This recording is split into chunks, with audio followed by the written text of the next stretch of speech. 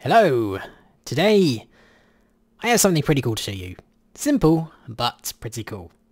So, an autonomous robot.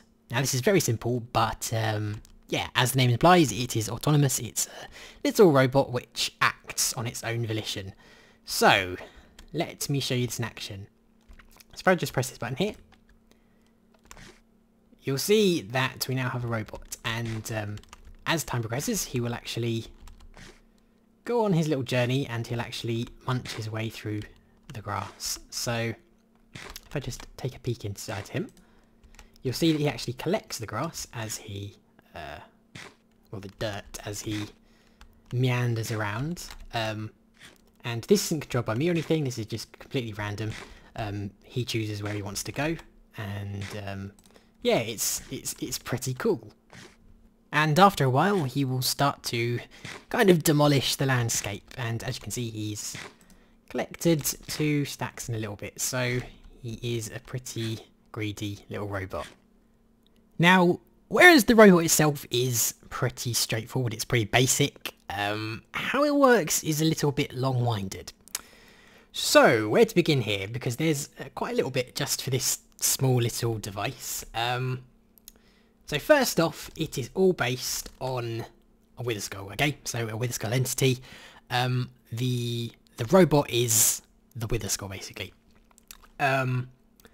So where it begins is we just have a clock. This is an ether clock. It doesn't need to be. It's kind of over the top for what it does, but it just goes off every few ticks. So when it goes off, what it's going to do is it's actually going to trigger a randomizer, okay? So if we take a look into this randomizer, we have 9 command blocks. So we have X, minus X, Z, minus Z, and we have 5 negatives. Now, what each of these do is basically they spawn redstone. So there are 5 possible outcomes of this dispenser, but it is more likely for it to spawn negative, okay? So, depending on which one it picks, it will spawn some redstone, a redstone block, in one of these 5 places. So here, here, here, here, or here. So X, Z, minus Z, and negative over here. So first of all, what it's going to do, it's going to just delete whatever redstone is here, so that it resets itself.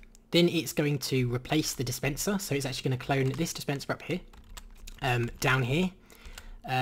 That's basically just to both delete the command block and to also reset the dispenser. And what it's actually going to do next, and this is the important part, is it's going to clone a circuit. And here is the circuit. So, basically what the randomizer is doing is it's picking a direction for the robot to move in. So it picks X, Z, minus Z.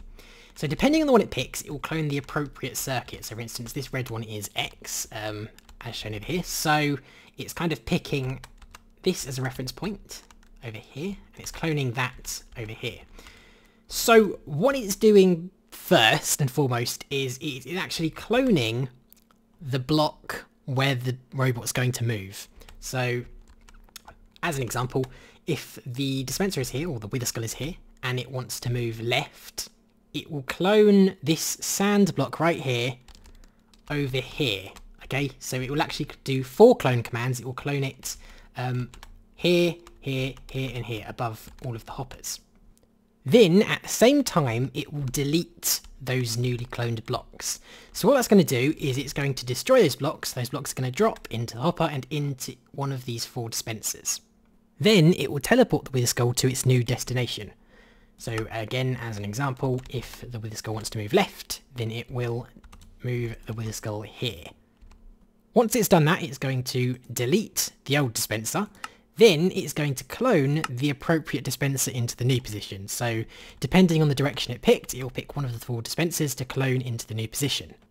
In case you're wondering what this first step about cloning the block before the dispenser moves is about, it's basically just so that the dispenser represents what it's picked up. So it will place the block here, it will destroy it, and then it will go into the dropper. So by doing that, it gives the impression that the dropper has actually been picking up all of those items on the way. I hope you enjoyed the video, thank you for watching, and I'll see you next time.